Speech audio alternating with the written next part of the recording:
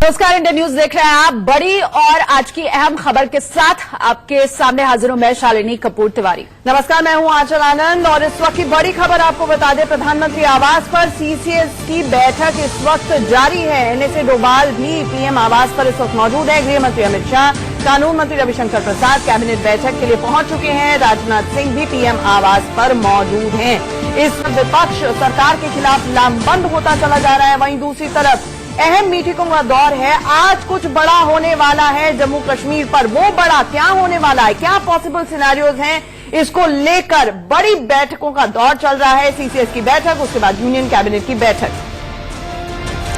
तो पीएम आवास पर कैबिनेट की बैठक, जिस तरह से अपडेट हम आपको दे रहे हैं कि इसमें अमित शाह, राजनाथ और रविशंकर प्रसाद मौजूद हैं। इसके अलावा अहम खबर, सीसीएस की बैठक हो चुकी है खत्म। प्रधानमंत्री आवास पर सीसीएस की बैठक खत्म हुई। आपको बताएं, कई राज्यों को भी अलर्ट कर दिया गया है। जम्मू कश्मीर पर बड़ा और अहम फैसला आज हो सकता है। आज की सुबह एक नई सुबह कश्मीर के लिए हो सकती है। इसके अलावा बाकी तमाम राज्यों को भी अलर्ट जारी किया गया है। इस वक्त की बड़ी खबर आपको बता दें, राज्यसभा में ये उम्मीद की जा रही है कि अमित शाह यानी कि गृह मंत्री बयान देंगे। इस वक्त बड़ी खबर आ रही है और ये कंफर्म खबर अब आ रही है कि गृह मंत्री अमित शाह जम्मू कश्मीर के हालात पर संसद में बयान देंगे। सवाल उठाया जा रहा था, अभी कुछ देर पहले हमने आपको गुलाम नबी आजाद को सुनवाया था। उन्होंने कहा था कि विपक्ष को और संसद को कॉन्फिडेंस में लेना चाहिए। सरकार अगर कुछ बड़ा करने जा रही है तो आलोचना एक तरफ है, लेकिन कम से कम पता तो चले कि ये क्या हो रहा है। अब ये बड़ी खबर आपको बता दें सबसे पहले इंडिया न्यूज के माध्यम से कि गृह मंत्री अमित शाह आज संसद में बयान देंगे जम्मू कश्मीर के हालात को लेकर। क्या बड़ा फैसला या फैसले होने जा रहे हैं जम्मू कश्मीर पे, अब से कुछ ही देर बाद पता चल जाएगा। अमित शाह गृह मंत्री राज्यसभा में बयान देंगे। इस वक्त की बड़ी खबर आपको बता दें।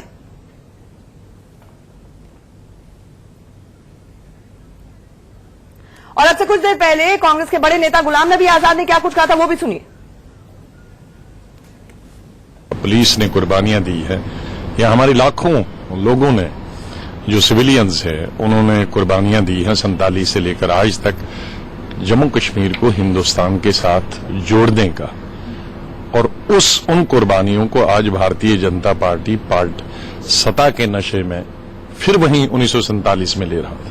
आज बड़ी शांति थी जम्मू कश्मीर में, सब कुछ हो रहा था। इलेक्शन हो रहे थे, पार्लियामेंट के इलेक्शन हो रहे थे, विधानसभाओं के इलेक्शन हो रहे थे, पंचायतों के इलेक्शन हो रहे थे, कॉरपोरेशन के इलेक्शन हो रहे थे। लोगों की पार्टिसिपेशन इलेक्शंस में इतनी हो रही थी कि जितनी कभी नहीं हुई। और बॉर्डर्स में शांति थी। स्कूल, कॉलेजेस, इंस्टीट्यूशन चल रहे थे, टूरिस्ट पर्यटक जा रहे थे। तो अचानक जैसे 2016 में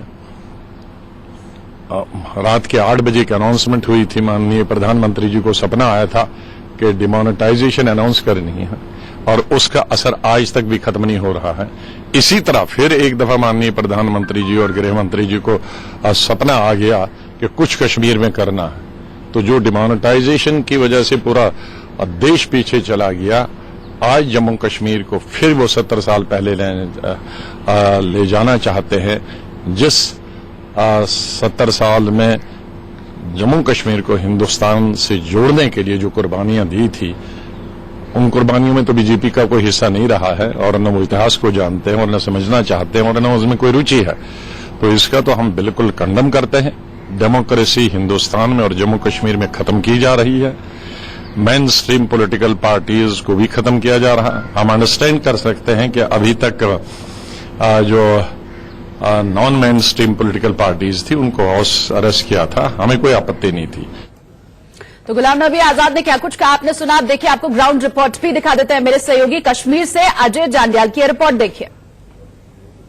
आज प्रशासन की तरफ से कुछ रिस्ट्रिक्शन भी रखी गई हैं। हम इस समय सतवारी जो इलाका पड़ता है वहां पर हैं। आप देखेंगे यहाँ पर सुरक्षा बलों की गाड़ियों में अतिरिक्त सुरक्षा बलों को रखा गया है ताकि अगर कोई भी ऐसी स्थिति बनती है तो तुरंत जो है वो लोग हरकत में आ सकें। वहीं अगर बात करें तो सड़क पे भी आप देखेंगे जो मुख्य मोहल्ले या मुख्य इलाके हैं जहां से लोगों का आना जाना बाहर की ओर होता है, वहां पर भी जो है सुरक्षा कर्मियों को तैनात किया गया है। यही अगर आप देखेंगे तो हालांकि बिल्कुल बंद नहीं किया गया है, बिल्कुल रिस्ट्रिक्शंस नहीं रखी गई हैं, मगर कहीं ना कहीं एक ये इस चीज का जो है वो ख्याल रखा गया है ताकि किसी भी तरह से कोई भी अगर माहौल को खराब करने की कोशिश करेगा तो उससे निपटा जाएगा। हालांकि ज्यादातर लोग जो हैं आपको बता दूं कहीं ना कहीं डिपेंडेंट हैं टीवी पे, क्योंकि यहाँ इंटरनेट सर्विसेज बंद हैं, तो जो ऑथेंटिक खबर है टीवी के जरिए उनको मिल पाएगी कि कैबिनेट में जो फैसला होगा वो क्या फैसला होगा।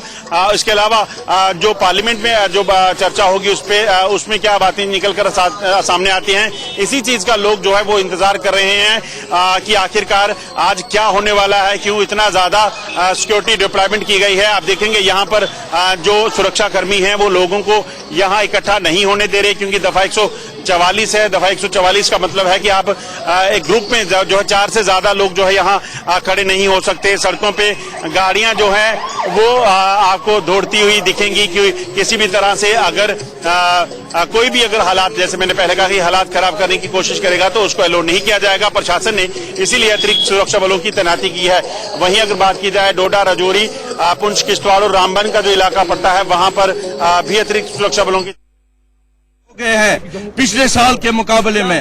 और आज आप देख रहे हैं, आप ही न्यूज चैनल कह रहे थे कि आप लोग ऐसे ही अफवाहें फैला रहे हो, लेकिन आज ये साबित हुआ कि इस गवर्नमेंट की जो वहां पे नीयत थी वो साफ नहीं थी और इन्होंने आज पूरे कश्मीर को एक जेल खाने में तब्दील किया है। इस वक्त आज हमारा जो प्रदर्शन है वो इसलिए है कि जो दिल्ली से आप ये चला रहे हो ये हमें नामंजूर है, नामंजूर है। क्या फैसला होना है? क्या हमारी यही गलती है? क्या हमने 1947 में बजाय एक मुस्लिम मेजॉरिटी स्टेट पाकिस्तान के बजाय हिंदुस्तान को चुना था और उसी का आज हमें मुआवजा मिल रहा है? हम ये होने नहीं देंगे। तो फिर बंदिशें क्यों है? वहाँ पूरे कश्मीर को इन्होंने जेल खाने में बंद क्यों रखा है? यहाँ पर मौजूद है और इनका ये कहना है कि सरकार देखो, आपने देखा होगा कि पिछले 3-4 दिन से कश्मीर जल रहा है, पूरा कश्मीर जल रहा है और हमारे जो लीडरशिप है वहाँ जो एक सीएम है उनको बंद किया जा रहा है और सारे लोगों को बंधक बनाया जा रहा है। सिक्योरिटी इतनी है कि एक आदमी जम्मू कश्मीर से बाहर नहीं निकल रहा है। परेशान हाल है, आलम है सारे जम्मू, खासकर वादी में।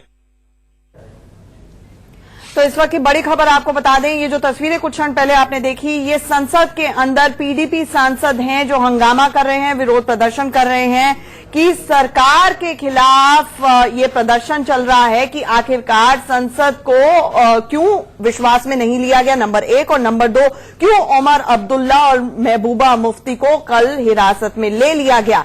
बड़ी खबर इस वक्त की आपको बता दें कि सीसीएस की बैठक खत्म हो गई है, यूनियन कैबिनेट की बैठक शुरू हो गई। हमारे साथ हमारे वरिष्ठ सहयोगी राकेश कुमार सिंह इस वक्त जुड़ रहे हैं। राकेश, क्या खबरें छन छन कर आ रही हैं? अभी इस बात की पुष्टि हो चुकी है कि अमित शाह कुछ बड़ा बयान राज्यसभा में आज दे सकते हैं, इसके अलावा और क्या कुछ है आपके पास?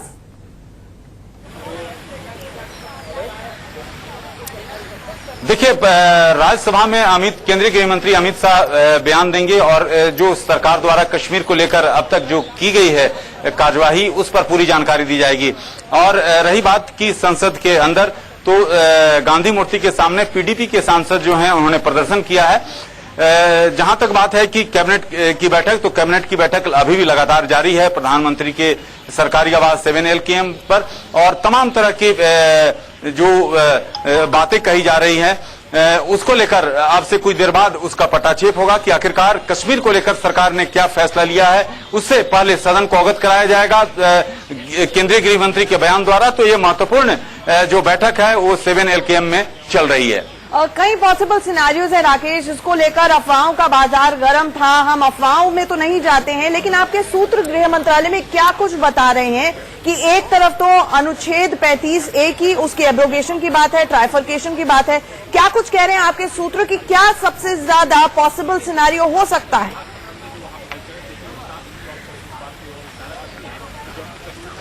देखिए, जहां तक सूत्रों के हवाले से हमारे पास जो खबर आ रही है, और हम इस पर अटकल नहीं लगाना चाहते, लेकिन जो खबरें आ रही हैं उसके मुताबिक 3 महत्वपूर्ण मुद्दे हैं जिसके आधार पर कैबिनेट में कश्मीर को लेकर जाना ये बैठक हो सकता है। पहली बात कि 35A को लेकर जो सरकार के टॉप सोर्सेज ने इस बात के तस्दीक किया था कि 35A को लेकर गृह मंत्रालय नोटिफिकेशन के जरिए इसे खत्म कर सकता है। रही बात आर्टिकल 370 की बात, तो उसको लेकर कैबिनेट में फैसला होगा और उसके बाद संसद की मुहर लगानी पड़ेगी।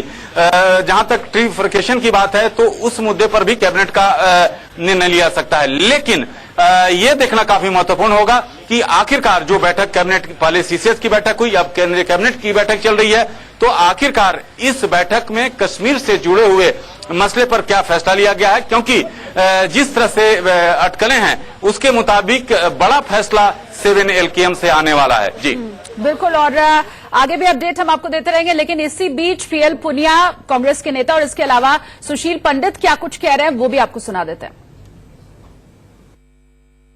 राजनेता हैं, उनको घाटी में नजरबंद कर लिया गया है। टूरिस्ट को वापस जाने के लिए इंतजाम कर दिए गए, सबको वापस भेजा जा रहा है। और तीर्थ यात्रा, अमरनाथ तीर्थ यात्रा, उसको बीच में स्थगित करके वापस भेजा जा रहा है। गवर्नर कहते हैं कि सब स्थिति सामान्य है। ये प्रजातंत्र की खूबसूरती है कि जनता की सरकार होती है, जनता के लिए होती है, जनता के लिए काम करती है। लेकिन यहां अगर कुछ ऐसा फैसला लेना है जो जनता को सीधा प्रभावित करता है, तो उनसे विचार विमर्श करके कॉन्फिडेंस में लेके, सब राजनेताओं को, सभी राजनीतिक दलों को कॉन्फिडेंस में लेके तब निर्णय करना चाहिए। इस पूरी कवायद का, इस पूरी मेहनत का फल कब और कितना निकलेगा ये भविष्य बताएगा।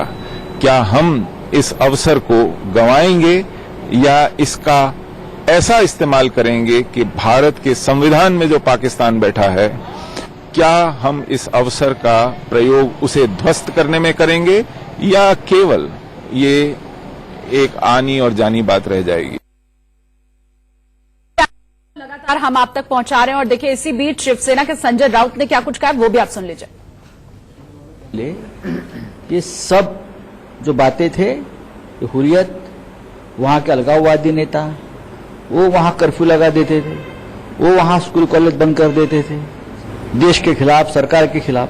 आज पहली बार सरकार ने नेताओं को हाउस अरेस्ट किया। उसका मतलब है सरकार कश्मीर में कोई बड़ा कदम उठाने जा रही है और हम सरकार के साथ पूरी तरह से मजबूती से उनके साथ खड़े हैं।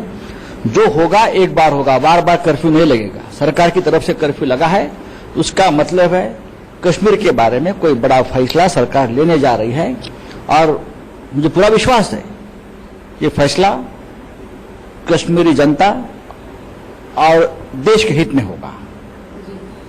सर, इस फैसले की बात की जा रही है, ऐसे में फारूक अब्दुल्ला ने बोला है कि जम्मू कश्मीर की पार्टी मिलकर हर मतलब एक तरह से अटेम्प्ट करेंगी कि जो उसका स्पेशल स्टेटस है वो बरकरार रहे। स्पेशल स्टेटस का 35A हो, 370 हो, बहुत मजा मार लिया आप लोगों ने, बहुत मजा मार